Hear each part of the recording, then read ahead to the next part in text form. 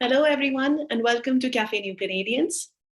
Café New Canadians is a virtual talk show that is brought to you by New Canadians, and it's where we have conversations about everything that matters to new immigrants in Canada and all those who plan to move to Canada one day. Today, we will be talking about the topic that's on your screens, which is navigating jobs and layoffs in the current labor market.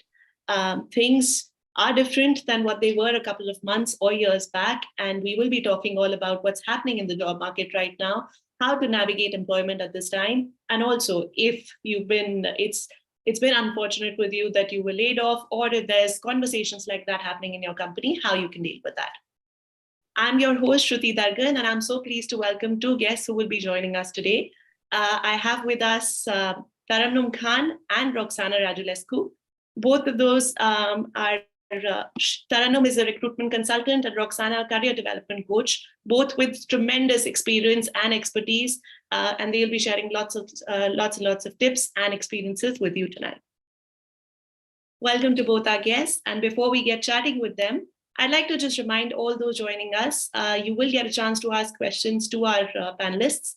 If you have questions and you're joining us on Zoom, please use the Q&A tab to type those questions. And if you're joining us on YouTube, where we're also live streaming this webinar, you can type your questions in the chat box.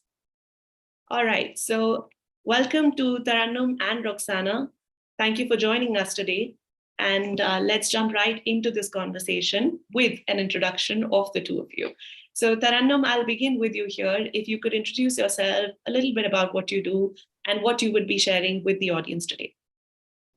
Thank you so much, Shruti. It's always such a pleasure to be at this show because I see the work that you guys do, and it just is so heartwarming. About myself, as you said, I'm a consultant. I've worked in the employment space for over a decade in Canada, originated from India, relocated here, and started afresh from scratch, let's say.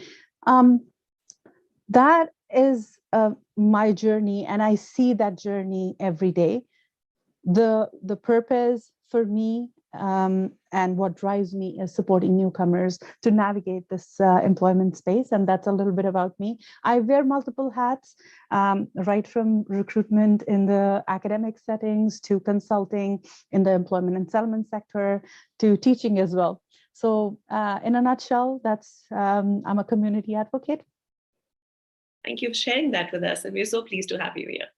Roxana, next, please. Yeah, and I'm so happy to be here and share the virtual space with you. And like Taranum said, I wear multiple hats as well. So I came to Canada back in 2017 from Romania. My background is learning and development, specifically in international law firms. So a lot of soft skills, what we call the soft skills development part of the job. And here I'm the founder of All Personal Training, Coaching, and Consulting. I do a lot of work with leaders and teams, specifically in this context right now where everything is so volatile, to help them communicate better and work better together. And I also teach at Collège Boréal here, course on workplace culture and communication. I'm super passionate about helping people getting integrated into the workplace and understanding how they can leverage the skills and the strengths that they have to build successful careers. So thanks for having me tonight.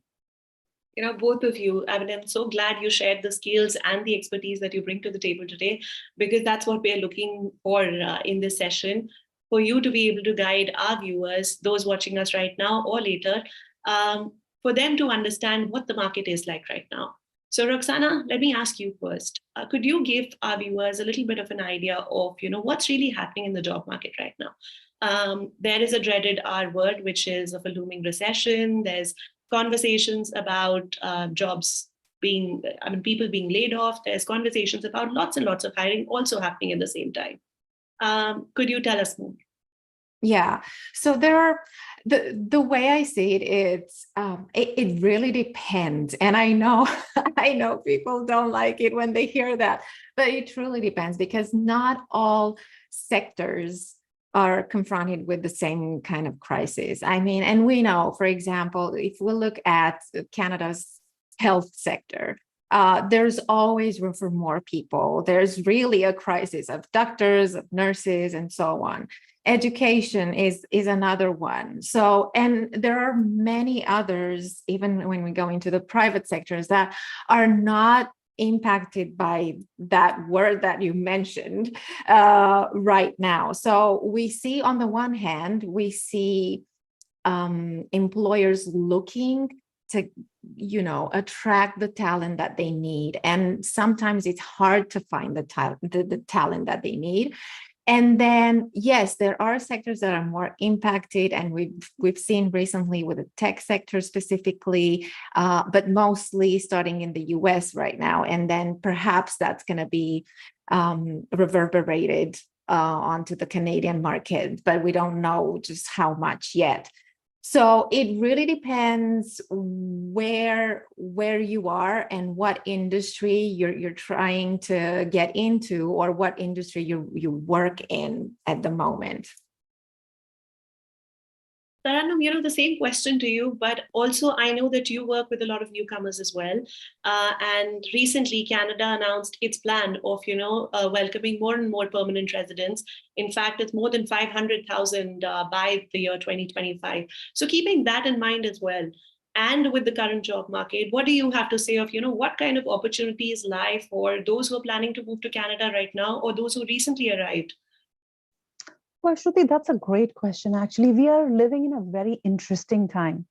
On the one hand, we hear about, the job market is volatile. There's not opportunities. As a newcomer, you'll have a difficult time. But at the same time, we are also living in the era of the great resignation. There are people who are just, resigning and leaving and making choices. I personally am one of them. I left a job recently to be able to work from home. So not very long ago, this was a couple of months back, because having gone through that space of the COVID era where you got so used to working from home, and then again, personal choices, family situations change, and that's the reality of life. So you make choices according to that. Going back to the topic where you're saying how things are changing and what Canada, and in fact, right now, globally, there are sectors that need people. Roxana identified a few here just now. I will say education, healthcare, supply chain, some sectors in manufacturing, they always need people. There's always demand. What one must remember specifically for Canada, and from coast to coast in Canada, is that as long as you know what your strengths are and how you can utilize your transferable skills from wherever you are bringing them, whether it's from a recent layoff, whether it's from a current job to a new one, or you have relocated here and you're kind of exploring, as long as you know your value propositions, as long as you're able to present them to an employer, you will be okay. You will find opportunities. There are multiple organizations that are hiring. And another point that I wanted to make, technology is something that is rapidly changing. So one must always remember to upskill and diversify. That can keep you relevant and going. That's something that I encourage everyone to do at all times. You mentioned two things that I'd like to kind of put together. One is the flexibility of work that we experienced not so long ago. And there are people who actually really want to continue with that. And also diversifying your skills and technology, Roxana, coming to you to talk about both of these together, would you be able to also give us a sense of what employers are thinking when it comes to, working from home, coming back to the office? I know of companies trying to entice people to work from the office at least a couple of days a week by introducing all kinds of incentives. But again, as Taranum mentioned, there are family issues for which one might choose to actually stay at home and still be able to be as productive, in fact, more maybe.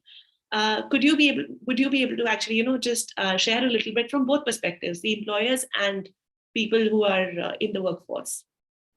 So that's, I love this question because what I find is a lot of employers, what they're doing right now, they're looking for ways in which they can keep their employees motivated and engaged. So when you think about that, you really have to listen to what people say that they need, and you have to look at the results that you've had so far.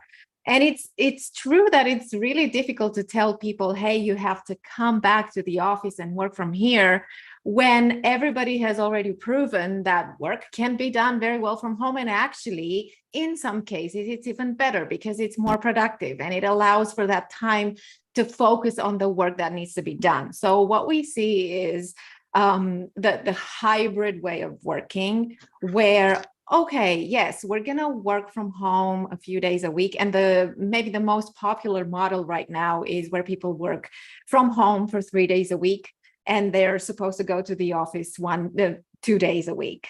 But those 2 days are specifically designed for meeting people, for meeting your team, your boss, your clients, for all those social water cooler conversations and so on. So it's more of a social component that we see when we think about, okay, this is what you will be doing when you go to the office, because otherwise, when you actually have to focus on the work that you need to get done, sometimes it's even more productive from home. And we see that from employees as well. So I think it's all about finding that balance between what everybody is asking for, working styles, because now we know what works for me doesn't work for you, and the other way around. So looking at how can we help our people be the best that they can be. And flexibility is one of those very crucial issues right now. Yeah. And, besides what's happening in the economy right now, or what may be happening, what I'm also trying to understand is, based on the preference of people to work from home or work from the office, is that also a reason for some kind of conflict between employers and workers, and is leading to either the quiet quitting phenomenon that we read about on LinkedIn, or, leaving work altogether? Taranum? Absolutely. You are on point with that, Shruti. It's personal choices, and having experienced a different way of working and living, where you had the flexibility of spending your lunch hour with your loved one, or spending your lunch hour going for a walk with your fur baby, or you did not sit in the traffic for an hour for your commute. It's life-changing. You are saving 3 to 4 hours in a day, and you can use it the way you want to. But on the flip side, there are workers who prefer to be in the office space. I personally feel it's a matter of the employer and the employee finding that balance. They need to listen, exactly what Roxana said. They need to be able to listen and have that flexibility of allowing people to be their best selves, to bring forward their best qualities and be at peak performance, because they know they have the choice. It's their choice. It's not being enforced. It's not being mandated. Now, I do understand there are employers who cannot allow for that to happen because of policies, union, bylaws, whatnot. But then there are others who are accommodating, and we find the private sector, especially the small business and the medium-sized businesses, have more flexibility, and they're more giving in allowing their employees that space, that choice. And that is the reason those are the very businesses and employers that are growing and have opportunities. I don't know if any of you remember the previous recession, when we talk of 2009 and 8, when things went haywire across the globe, and specifically for Canada at that point, we noticed there were a lot of layoffs in the bigger corporations.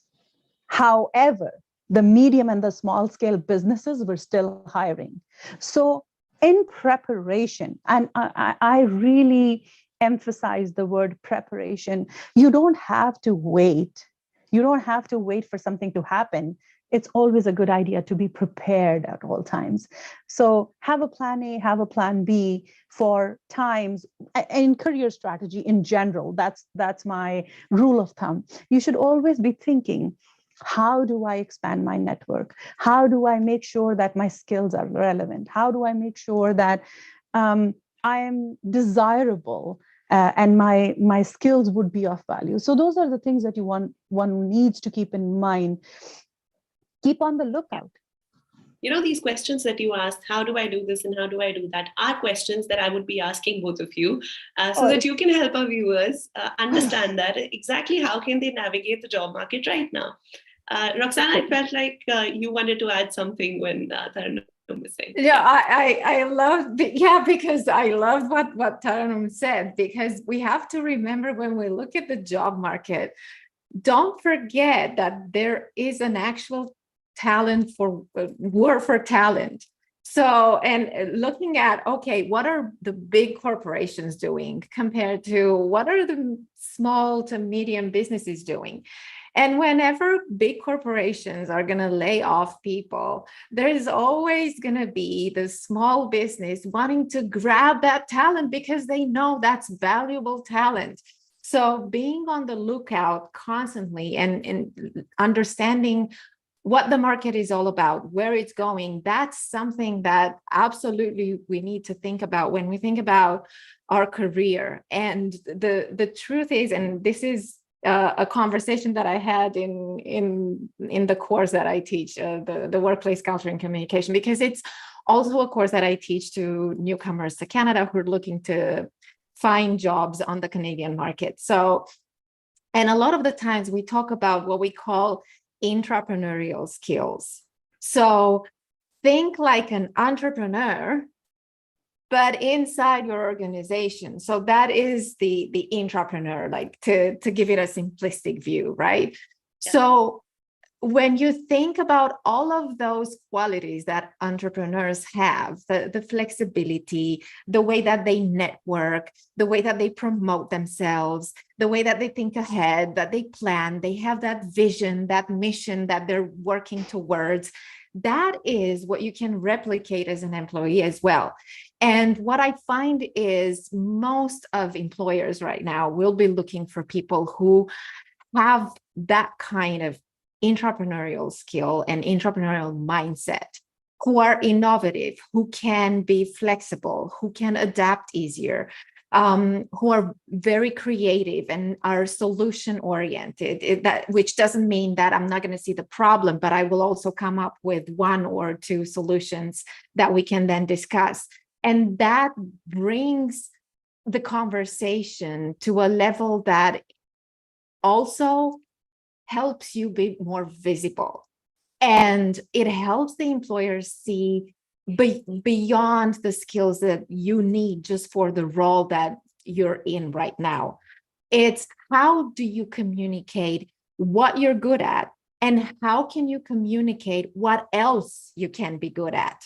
And all of that comes with making sure that you network both internally and externally all the time. As Taranum said, we're looking for jobs constantly. It's not that, I'm in a role and then I'm comfortable in that role and that's it.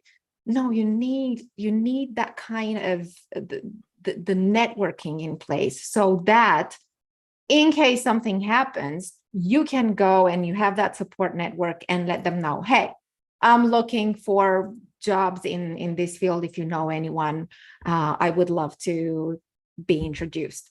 So being accountable for what happens to you. Don't wait for somebody else to take over and to take the helm for your career. Your career is your business. What I'm hearing from both of you is, it's good to be prepared. But for newcomers, so let's talk a little bit about someone who's watching this discussion and is arriving in Canada a couple of months from now. How can they communicate their value to an employer without Canadian experience, which I understand it's not really legal to be asking for that, but without really having a local experience is what I would call it? Or how can they communicate their value based on their previous experience? What are some of the things to keep in mind? Taranum, if you could kind of share your top three here. For sure, Shruti. First, you rightly pointed out it's illegal to ask for Canadian experience. And I really want to define that. Canadian experience is understanding of a Canadian workplace culture and communication style. Nothing else.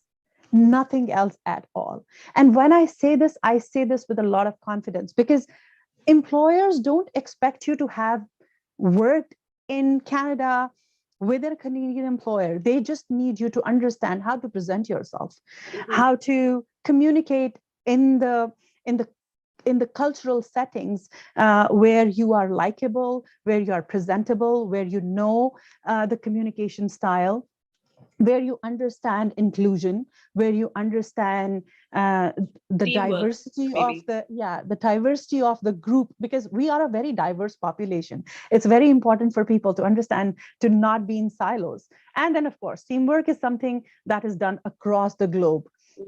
So knowing how to present your value, your skill sets, the packaging of the skills that you are bringing, and how I generally, this is a standard that I share multiple times.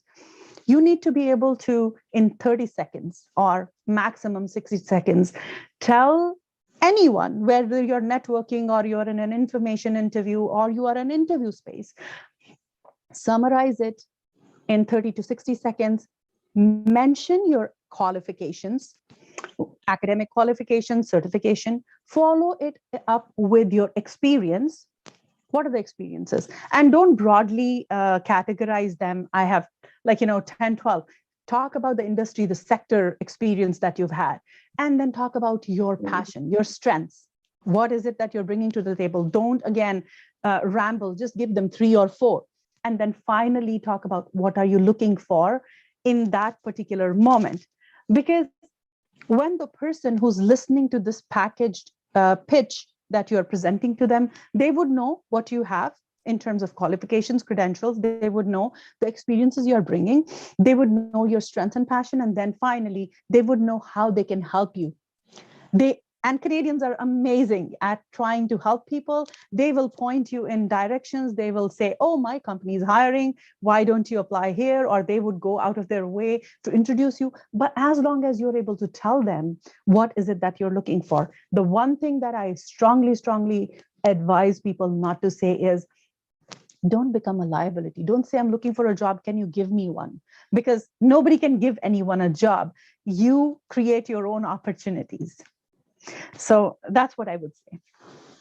And when you talked about understanding the culture here, Roxana, and you also mentioned that you take a course which is exactly about that, understanding workplace communication and the skills. Could you probably share what is the most important thing that you tell your students when it comes to understanding what workplace communication or how the workplace culture is like in Canada as compared to probably other countries that newcomers arrive from? Yeah, that's another great question. And I would build on what Taranum just said right now, because first of all, yes, we are very diverse. And you can actually use that. That's a strength. If you are a newcomer to Canada, that's already a strength, because you can add to that diversity. And you can, think about the clients of those companies that you will be working for or probably are working for right now. They will be very diverse. So you will already have some skills in communicating with a diverse pool of people, right? Because you yourself are part of that diversity. So that's one thing. Another one that I really, really stressed whenever I talk to the people who take this course is, first of all, make sure that you understand that this is a collaborative environment and that you can contribute. And it's not just, some countries, when we look at management, when you look at the manager and the relationship that people have with the manager, it's pretty directive. And it's the manager tells you to do something and you do it and you don't question it. And that's that. Well, here it's more collaborative and it's more about working with your manager and also contributing. If you see something that could be done better, if you have an idea, it goes back to that innovation and creativity that we were talking about. You have an idea, you can go in and share it, because you put it as in, I have a solution that we might be able to try and maybe it gives us better results. So understanding, have that assertiveness and work on being more assertive in communicating your ideas, your solutions, in negotiating and being able to influence what solutions we're going to apply and what we're going to implement and how we're going to move forward. So don't wait just for other people to give you directions, but also think about ways in which you can improve the way that you're working right now, and you can give them more results. Anything that saves time is gonna end up saving money. And I don't know any employer who doesn't want to save money. For sure. Let's also take an audience question at this point. We've just talked about how newcomers can communicate their value. Shabnam is asking us a question which is related to how people who've been here in Canada can communicate their value, especially if someone was laid off. Because, if you're applying to a new company and probably you have to share a reference, how can one navigate the whole idea of sharing a reference from a previous company where you were laid off? Because they might have the fear that not great things would be said about you. So any of you would like to take this? I can take it. I can take that for sure. So there are two pieces to this question, and I'm glad that this got asked, because I wanted to speak about how to build your network early on. We touched upon it, right? How to do these things, how to be prepared. When you are laid off because because of recession, because the company did not have the budget, because they did not have the room to be able to support you as an employee. It's a different ball game completely in that context. In that context, you do not have to worry about, I cannot go to my employer, because they know it and you know it, that it's not because of your performance or because you weren't able to do your job well. It is because they did not have the budget, simply put, to be able to support your role. Then it's not a problem. You can go back and you can ask, and every employer I have yet to come across any who would not be supportive of an employee that they have to let go because of whatever reasons. That said, if the situation is different, there was conflict, there was unfortunate incidents, whatever not, you were not able to gel with your manager, whatever not, then the situation is completely different. Then you have to find ways to find references outside of that employment that you held most recently. And that's where volunteering comes in. So when I'm very passionate about volunteering myself, and I encourage, whether you're a young person, whether you are a employee who's well established, whether you're a newcomer, find the time to volunteer. Volunteer does not mean that you're 9 to 5 at a single place giving your time. Volunteering can be 1 hour. This is volunteer time. And look how I met wonderful Roxana here. That's how you connect with people. Volunteering can be, contributing to a food shelter's, workforce, going there, spending let's say, a Sunday afternoon, couple of hours. You could be volunteering at a soccer club with children, where your child goes. So you're also making sure that your family is looked after while you're volunteering. I can tell you hands down, Shruti, from my personal experience, 99% of my jobs in Canada came through volunteering. I never was interviewed. They saw my skill sets. They knew what they were getting because they had experienced my work.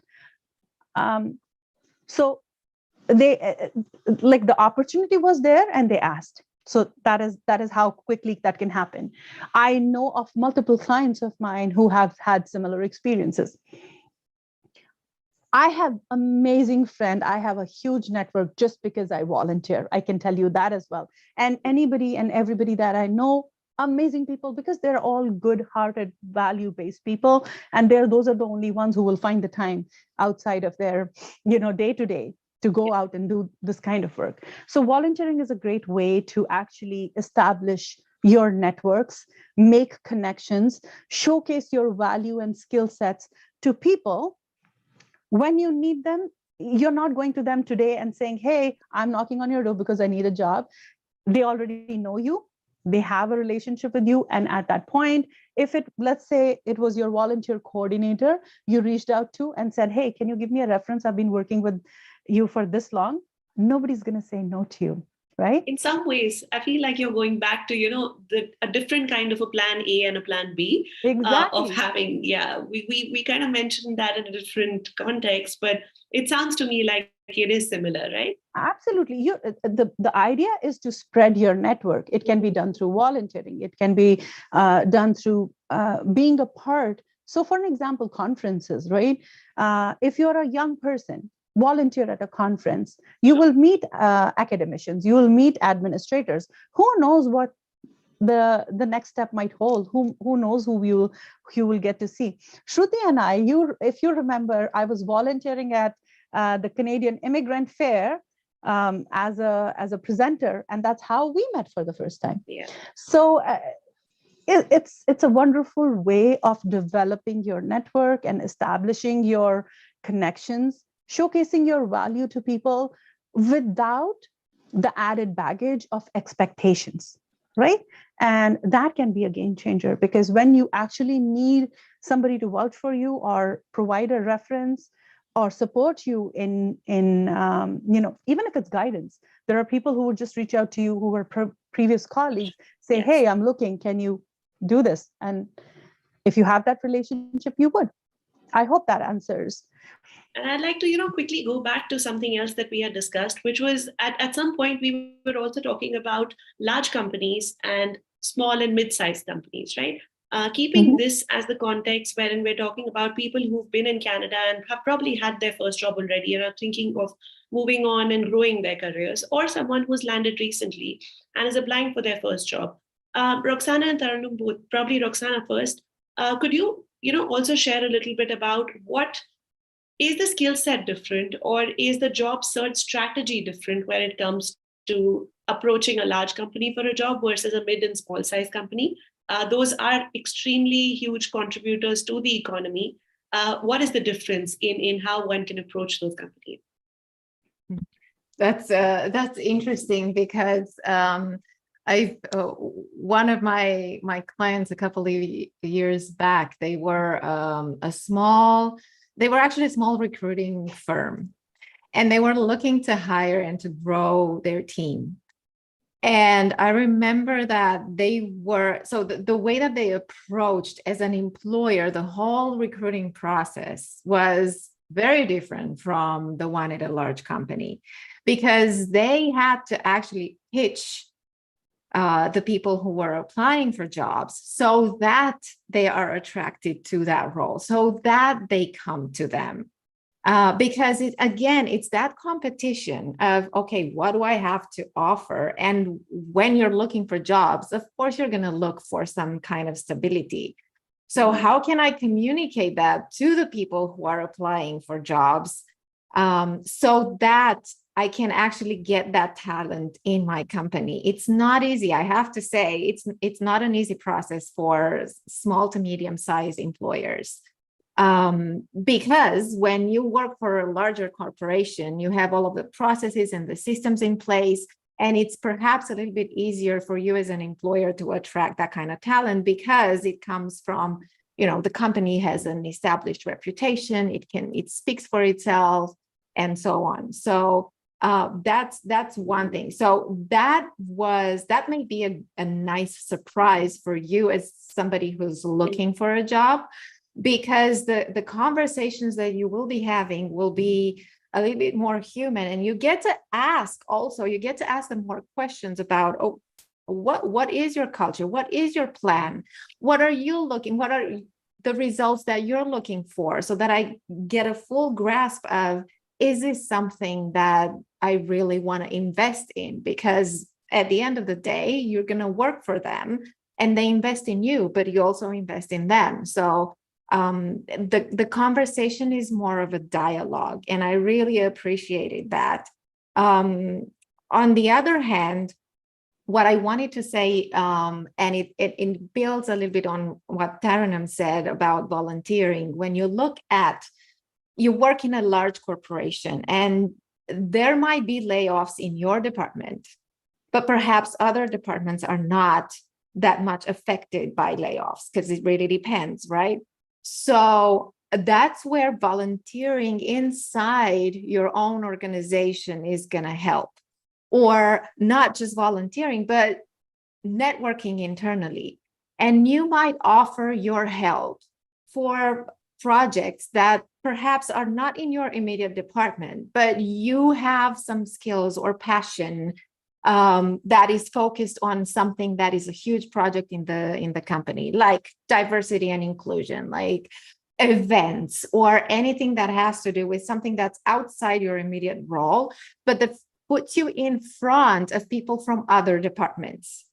And they learn about the skills that you have that you probably don't necessarily showcase in the role that you're in, but you will be showcasing in that particular project. So that can be a way in which, you become more visible, right? And they might think, okay, so we might actually need you in our department because we're missing somebody with your skills and with your passion and with your drive. So that's also one of the ways in which you can build on your strengths and build that network and grow it more. So even as you have a good job going on for you, and you're doing well, the company is doing well, it's always nice to kind of keep expanding your avenues. And probably, again, Absolutely. one more kind of a plan B here.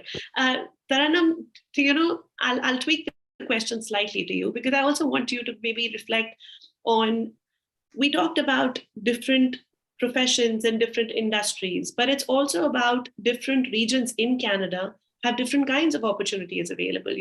At the beginning of this session, you mentioned certain sectors like healthcare or probably technology that always have jobs available, and they're really looking for people. Would you be able to also talk a little bit about, how there's this misconception, or for various reasons, people largely move to the larger cities like probably Toronto, Vancouver, Montreal. But what are the other options and opportunities that they might be missing out on if they actually don't even consider smaller regions that are rooting for people, that are looking for people? And as you said, Roxana, companies that are actually looking to attract talent. Great question, Shruti. I'd like to build on what Roxana said earlier and then move into this question, because I really wanted to say two things, just in particular. When you're talking about small scale, the opportunity for an individual who's looking for work is to be able to get to meet with the boss, the manager, the decision maker. And that can really be done through information interviews and networking. When you're talking about employment in bigger corporations, stay open, because some of them hire through recruitment firms. So sometimes I've noticed, especially for newcomers, they're not sure if it's okay to go through a recruitment firm, if it's okay, because she spoke about, it triggered my thought process. Roxana spoke about recruitment firms. So there's a lot of organizations that have outsourced their hiring, and they will use recruiters to find the talent that they're looking for. So just be mindful and be open to all kinds of exploration when you're doing your job search as a newcomer. Now, speaking of across Canada, well, for a person who's relocating, really needs to do their homework well.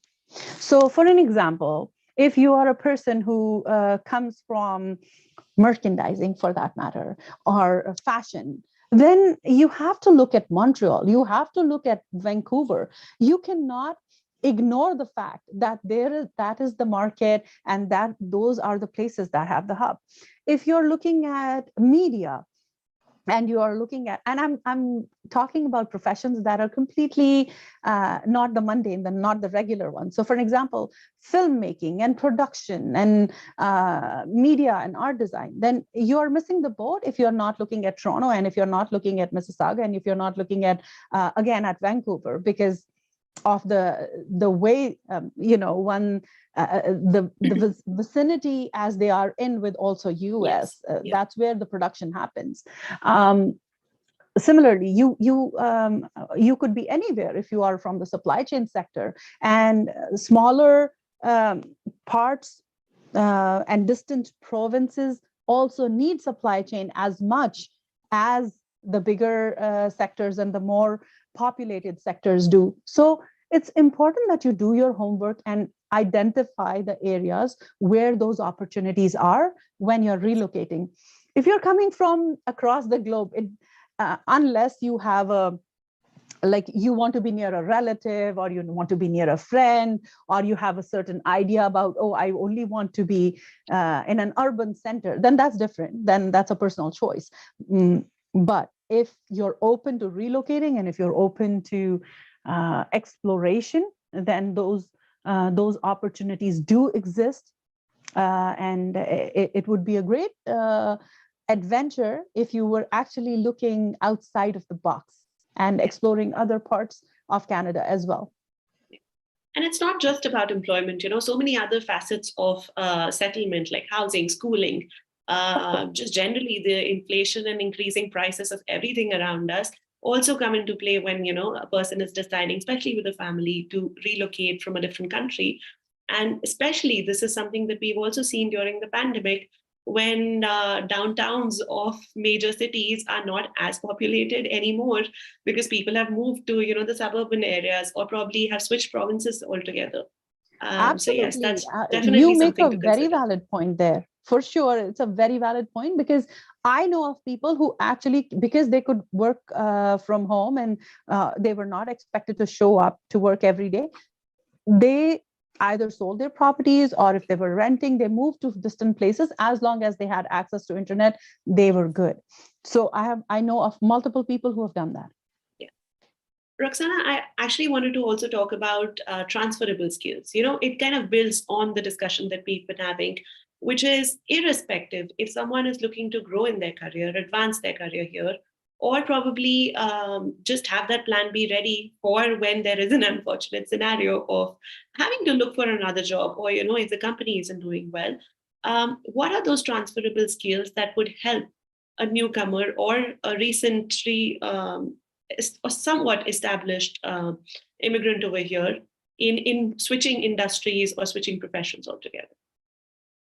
So one of the things is, and Taranum touched on it earlier when we talked about provinces and looking for jobs in different areas of the country where you really need to do your homework. It's the same thing here. So you have to understand what is the industry looking for? What is the company looking for? What is the role that you are applying for? What problems is it going to solve for that employer? So that is, first of all, understanding, having those research skills in place so that you're able to do your homework, and being patient enough and disciplined enough to be able to do that. Because yes, looking for a job is almost like a full-time job, and we all know that.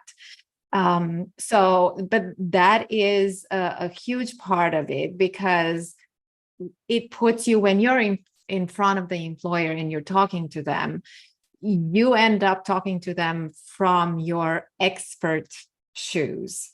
And just the fact that they call you for an interview, that means that something is interesting in your profile, interesting enough for them to call you to have an interview and meet you. So understanding how you can tap into your expert power, which is one of the personal powers that we have and that we forget about. You have a ton of experience that you already come with, and not just technical, because we think about I'm this and I'm technically an expert in this. Yes, that matters. But at the same time, how many teams have you worked with? How many clients have you worked with? What kind of projects were you involved in? Did you manage the project? Were you part of the team? What kind of budgets were you handling? All of those are transferable skills, because that's what an employer wants. They want to be able to trust you that you will be able to do your job. So the more that you can come up with examples of how you work in a team, how well can you work independently, how much of a supervision do you need, when were your best achievements, what were your best achievements, and give some examples of that. How well do you communicate? The conflict management, how do you solve conflicts?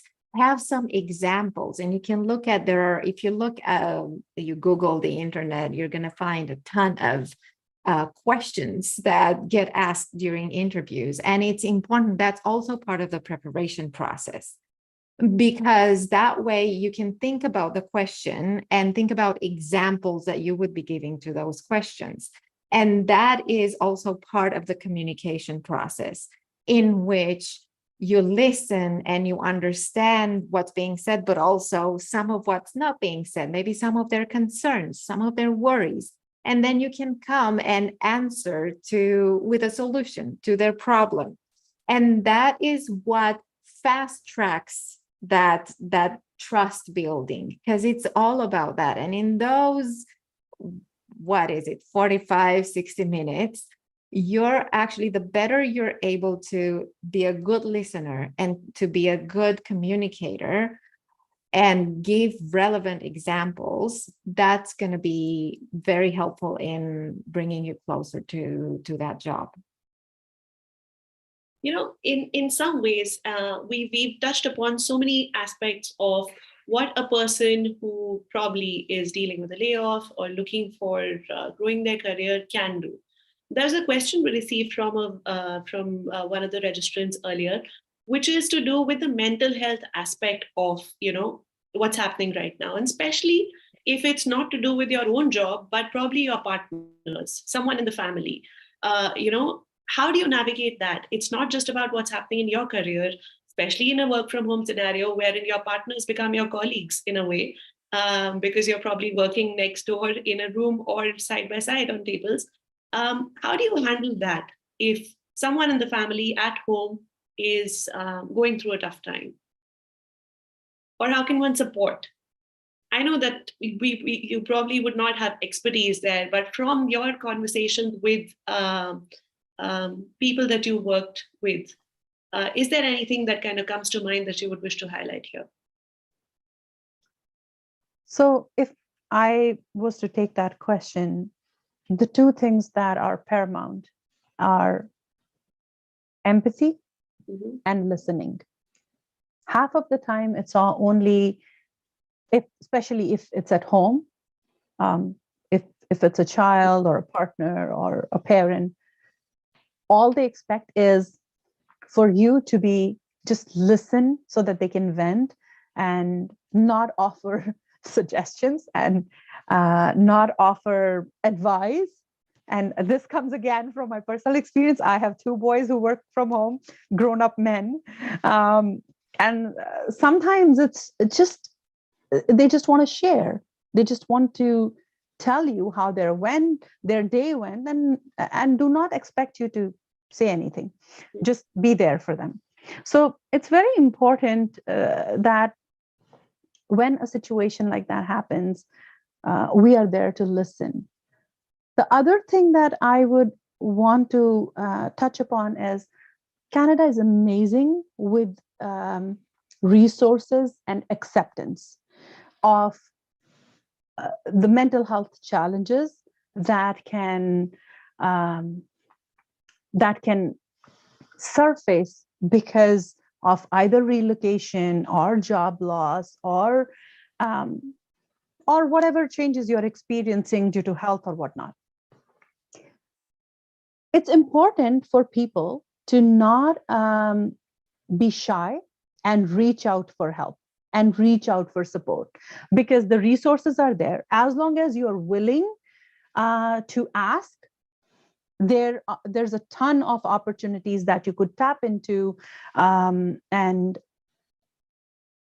get help from. Sure. That is outside.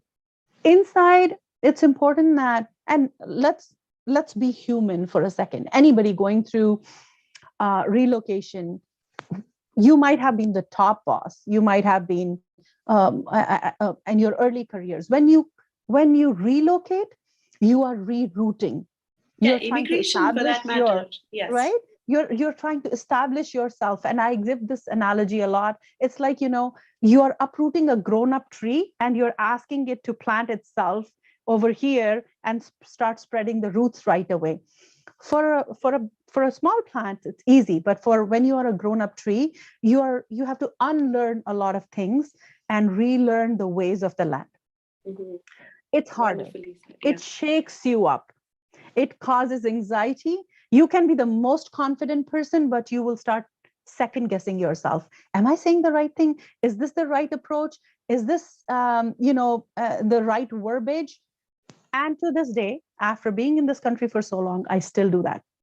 And I'm very honest and very transparent. There are times I will have conversations with my son, and I'm like, so are these phrases still relevant?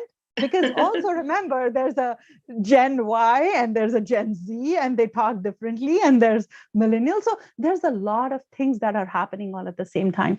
It's important to be open to learning and experiences, and have open and honest conversations. I think that plays a big part in making sure that the mental health piece is taken care of. And please take care of yourself. It's very easy to go down the slippery slope just because you don't want to open up and talk.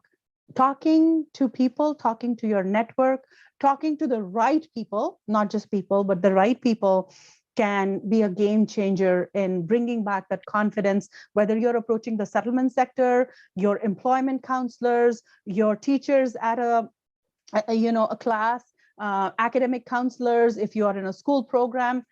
It can make a huge difference. And not to mention the whole shebang of mental health services that are out there for you to explore. Yes. Roxana, did you have anything to add there? Probably.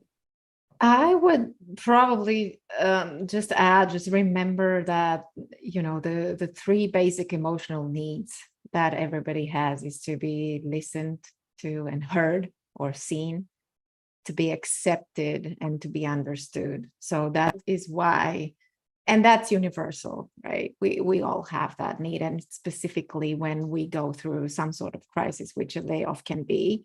But that's where the listening part is super important, and that's where it's very helpful.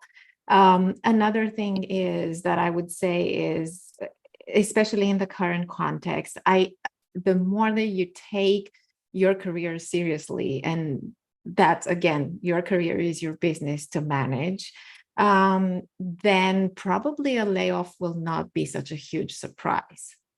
So it's not going to be a crisis. It's going to be a moment, a pivotal moment, but it's not necessarily going to be a crisis, because you will have some time to plan, at least for some next steps, if not all of them.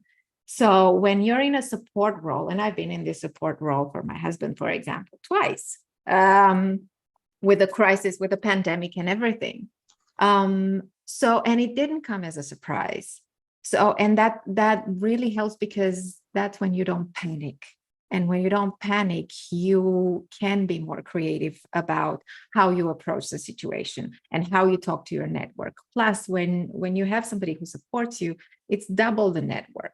It's your network and your partner's network that you can communicate to. And you will be absolutely perhaps not surprised that they will offer some kind of help. Just that one thing that you said, I think so many people can draw strength from that. Another thing that I wanted to ask you, Roxana, is, and probably one of the last questions that we can take today, is a question from a viewer, which is about tackling the conversation of a promotion at a time like this. if someone has been, and we probably will only have like a minute or two to discuss this, if someone was hoping to have a promotion, get a promotion soon, was trying to kind of bring this conversation up, but the company has already given out an idea or a hint that it's not likely to happen. How do you navigate that? If you have any quick tips here. So one of the things is you have to make sure that you build your business case, and that is for you to build. So listen to the feedback again, feedback from your colleagues, feedback from your manager, feedback from your clients. That shouldn't be a surprise for you. Ask for it, work with it, and see what that is. And that helps you. And just take notes. Take notes of those important projects that you're part of, that you managed well, where you got good feedback. And have that conversation with your manager. Again, the more you can open up, and you can say, you said it beautifully. I was hoping I would be getting a promotion because I've done this and this and that, and I've brought these results, which again, if you communicate with your manager effectively, it won't be a surprise to the manager either. And then you can have an open conversation about, okay, is this the right time? Is the company going through some sort of crisis? Are we looking at layoffs? So when we're looking at layoffs, then perhaps promotions are going to be on the back burner for a little bit. But if that company is looking at layoffs, possibly other companies in the same sector are doing the same thing.